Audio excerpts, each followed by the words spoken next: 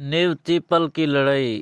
Ordinance کے وسیع و عریض جنگل کے قریب جرمن افواج کی ریل کی ایک ہی مناسب پٹڑی ہونے کے باعث نقل و حمل میں مشکلات کا سامنا تھا۔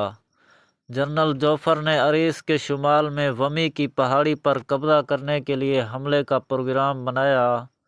10 مارچ 1915 کو برطانوی افواج نے ایک شاندار اور متحیر کر دینے والا حملہ کیا۔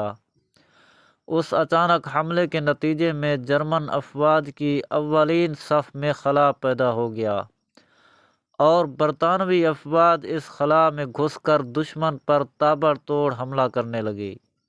میدان جنگ میں مصروف جرمن افواج کی کمک کے لیے 4 مختلف ریجیمنٹس سے 4 بٹالین محفوظ فوج روانہ کی گئی، جس کی آمد پر بھی جرمن افواج جوابی حملہ کرنے میں ناکام رہی اور اپنی اولین صف کے پیدا شدہ خلا کو مزید بڑھنے سے روکنے میں مصروف رہی۔